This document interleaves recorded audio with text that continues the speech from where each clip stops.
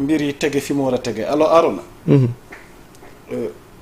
L'ancien président wala le 4e président de l'histoire politique ci nguurug réew mi mu di Macky Sall nga xamante ni jamono ji mi ngi yootu poste secrétariat général des Nations Unies mu nekk ci jamonoy campagne annoncé nañ ko Dakar ce vendredi 17 juillet ba joxe nañ chronogramme bi 15 heures war na ko fi fekk 16 heures audience 18 heures war na fekk mu décoller mu war a ñëw nag Diomaye war ko dalal son excellence le président Bassirou Diomaye Diakhar Faye ci période bi nga xamante ni nag voilà tuuti posal ma loolu ma dégtal ko internautes yi Macky mais at ma communiqué bi tuuti Macky Sall ancien président du Sénégal 2012 ba 2024 communiqué dans le cadre des consultations et visites que j'ai entreprises en rapport avec ma candidature au poste de secrétaire général de l'Organisation des Nations Unies, je me rendrai au Sénégal le vendredi 17 juillet 2026. Je remercie vivement son Excellence, Monsieur le Président Bassirou Diomaye Diakhar Faye, pour l'entretien que nous aurons à cette occasion. Mes remerciements vont également aux autorités religieuses et coutumières pour leurs prières et marques de sympathie. De même, j'exprime ma profonde gratitude aux Sénégalaises et Sénégalais pour leur soutien et encouragement depuis l'annonce de ma candidature. En raison d'un agenda international particulièrement chargé, je repartirai de Dakar aussitôt après mon entretien avec son Excellence Monsieur le Président Bassirou Diomaye Diakhar Faye, en attendant d'avoir l'occasion de revenir une autre fois à Dakar pour rencontrer les militantes et militants, ainsi que les sympathisants afin de leur renouveler ma reconnaissance et ma gratitude. Arona ñëw gi ñëw ci cadre mbirum ONU la waaye nee na jëmmi jamono incha allah bu ko temps bi mais dina dikkaat pour militants et militantes yi n'est-ce pas donc Arona ñu bàyyi la kàddu gi ñu amal ab njàngat ak taxaw seetlu ci comeback bi retour au bercail de Macky, bien vrai que c'est un contexte assez particulier mais nag il y a des détracteurs et ceux qui sont prêts à dire non à cela et qu'ils exigent aux autorités de ne pas faire c'est-à-dire cela parce que kii di Macky Sall jaar-jaaram ak pouvoiram ak li mu def ci réew mi bëri na ci li nga xamante ni il nous doit des explications. Bon, on disait que dafa def crime contre l'humanité, il a les mains souillées. Il doit rendre compte. Il a les mains tachées de sang. Il doit rendre compte. S'il pose ses pieds au Sénégal, direction Rebeuss. Mais tel n'est pas le cas. J'ai toujours dit et j'ai toujours cru que ça allait pas se faire. Ci bii boor wala ci bee boor. Parce que dafay am préambule ci loo gis entrée en matière. Mooy ñu responsabiliser tâches yi responsabiliser rôle yi génnee kenn ku ne lan la joué ci mbir mi àtte dóor ci table bi soog a wax kii yaa def li nga def lii la tollool ci àtte kii yaa def li nga def lii la tollool ci àtte te yaa Moussa loolu amul ndax lu nu waxtaane la seeni biir ñoom protocole de Cap Manuel am na avant lu jiitu protocole de Cap Manuel jàppale nañ leen ñu génn ubbil leen boulevard yóbbu leen ñu dem élection taxawu leen jàppale leen yeewal leen Amadou Ba ba élection du ko gagné après daal di ñëw teg benn jurisprudence ni leen wii danoo def loi amnistie bu leen di permettre à ce que ñu teg lépp ci suuf ñu génn kon kay waxtaan amoon na seeni biir ndax ba nu gañee Macky ñoom ñoo joxoon Macky avion bi ko gunge ne la ko avion bi ko yóbbu fa mu jëm al ko bu doon da nga ni da ngay def crime man jour boobu laa ni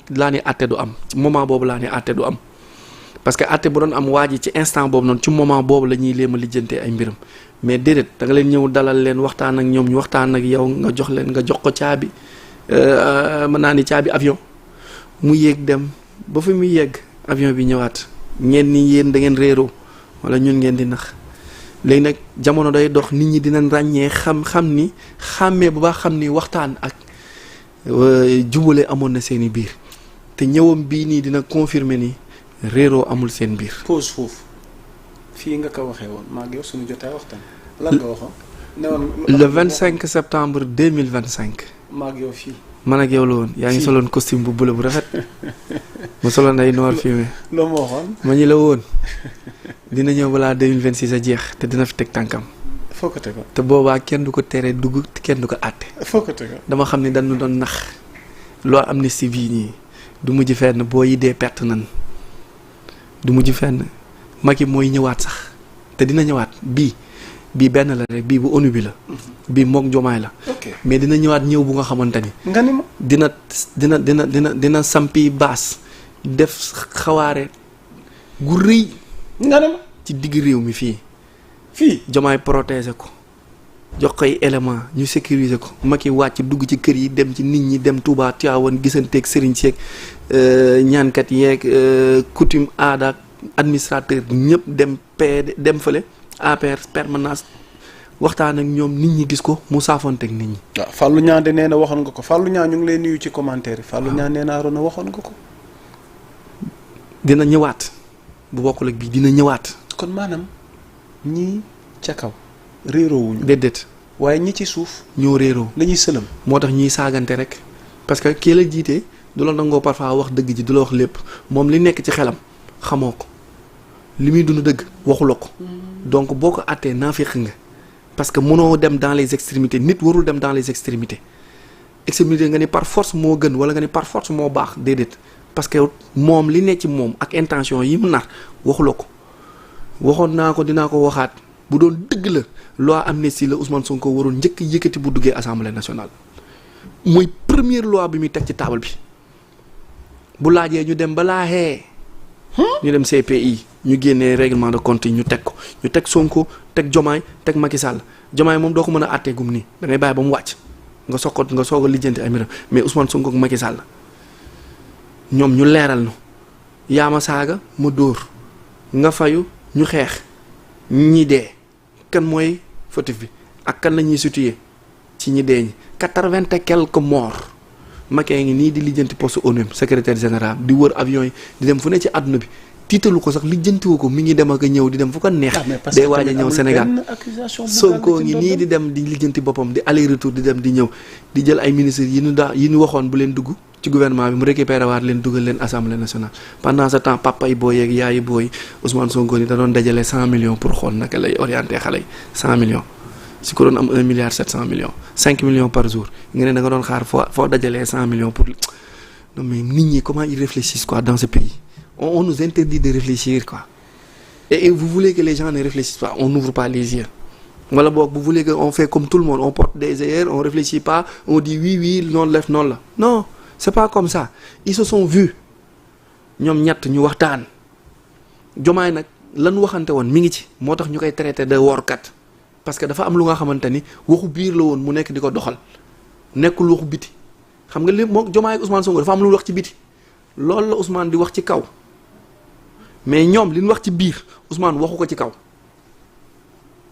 léegi nag Jomaay loolu la nekk di def parce que ñoom ba ñuy dem Jomaay dafa promettre Macky Sall promettre Ousmane Sonko promettre Pastef promettre coalition Jomaay léegi promesse yooyu noo tax mu bàyyi Lat Diop bàyyi Moustapha Diop bàyyi Mansour Faye bàyyi Farba bàyyi Pape Malick waa kër Macky Sall maa la tàllalal nga jàll génn dem samay nit da nga leen di bàyyi waa coalition Jomaay bi mu tàllalal Mimi tàllalal Abdourahmane tàllalal keneen parce que ñoom ñooñu ko woon bi Pastef jàllulee kaay nga jël suñu këyit nga jàll ak ñun mais Jomaay moom moo ni waa Pastef kaay leen jël Ousmane Sonko ni leen bu leen joxul lii bu leen dem kon kay Ousmane am problème waaye ñoom la ñu waxante woon moom Jomaay mi ngi jéem ku ne la nga waxante ak yow moom ma ngi lay jéem a féetewoo boor boobu. Bassirou Diomaye Diakhar Faye. oui son excellence où se trouve le problème moom waxul kenn ki mooy wax ngeen ni kii wax mooy nee na keneen ki mooy warkat bi parce que moo ko tàllal ni ko kaa ñu dem. ku ci wor non ku ci wor. Jomaay warul. Où se situe la trahison? Jomaay warul de. Certains pensent que cette trahison c'est du camp de Jomaay. Jomaay warul. et yow nga bëgg wax le contraire. man Jomaay warul. Jomaay warul. ok Jomaay warul point. parce que bu Jomaay bu fekkee Jomaay dafa wor bi naan Jomaay moo wor. xam nga fan la problème bi njëkkee nekk te nit ñi bàyyiwoon ci xel. mooy Diomaye nekkul woon premier choix Ousmane Sonko. déedéet Diomaye rescapé la woon ci waawu Ousmane Sonko yi parce que moo nekkoon secrétaire du parti gëmu ko woon daf ko di na ko def nii rek bàyyi ko ci Diomaye Macky ko gënoon gëm que Ousmane Sonko. Diomaye Macky moo gënoon gëm Diomaye que Ousmane Sonko Habib Sy la gëmoon ak ki sant Dieye Cheikh Tidiane ñooñu la gënoon gëm que Diomaye Macky Sall moo gënoon gëm Diomaye parce que hormis lee dafa am leneen lu ñu bokk Macky Sall ak Diomaye dafa am leneen lu ñu bokk. muy siin le sang séeréer bi leen boole bien vrai que kii Haalpulaar la. dégg naa sax Diomaye mooy firi gaynde de. waaw dégg naa ñu koy wax. Diomaye en séeréer. muy leneen lu leen boole loolu muy leneen lu leen boole donc yooyu noonu yëpp ñoom dañ ciy tenir compte parce que dafa am benn appartenance bu nga xamante ni c'est ethno-linguistique c'est des appartenances yu profond maa ngi yow bokk fu ñu jugee maa ngi yow dëkk maa ngi yow ay gën a mën a far. alors si je te comprends bien tey ndaje Macky ak Diomaye lëkkaloo Macky ak Diomaye ça risque comme de. boo leen gisee. waaw nuyoonte ba ak reetaan ba. ak siñeentey bëñ yi lan la nar a jur. moo lay wan nit ñi xamante ne. kon damay dellu ci lan ma doon wax Macky weddi nga ne ñoom ñaar mosuñu réeroo. même ni Diomaye di communiquer sax. saa mooy coaché. moo koy coaché nii bu ñëwee di nga ko gis seen waxtaan bu nu taxawee ak ñoom ñaar seen i reetaan ak yooyu di nga xam ne ñaar ñi xamante ne yàgg na déggante téléphone. te da koy soutenir ci ONU bi da koy soutenir ci ONU tàllal ko loxo. parce que bi leen Macky Sall jàppee daf leen wan ni mën naa leen tëj ci kaso bi organiser élection te du ngeen génn te coow du jib boobu dem na ba téye leen ba wan ne leen ni j'ai la force je peux vous empêcher de participer mais boobu Macky ne voulait pas Amadou Ba comme héritier. Et Abdoulaye Daouda Diallo n'était pas prêt pour être l'héritier. Mouhamadou Moustapha Matar Cissé aussi pour bañ coow.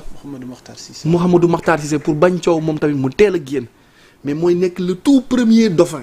Le tout premier numéro 2. mais comme moom du nit di coow mu dem servir la nation ci beneen côté. Bale teg ne. jàpp jàmbur. Boun Abdallah Diallo Boun Abdallah Dionne yàlla péason naam yàlla teel ko fee jëlee. mu teel a dem. voix Macky Sall leer mais comme Amadou Ba entre guillemets du kii du wax ju ëpp Amadou Ba entre guillemets était trop prétentieux. wax naa ko de. waaw était trop prétentieux pour anticiper vite et remplacer vite le maître. est-ce que moom sax il se rend compte potentiel gi moom ak li ko yàlla jagleel. il a énormément de potentiel mais il s'endorme. président Amadou Ba. parce que. te bii mooy bu mujjeem te yoon bii nii muy doxee nii lëw na lëw bu nga xamante ni élection yi di ñëw bu ko fi xale yi fekkee du baax.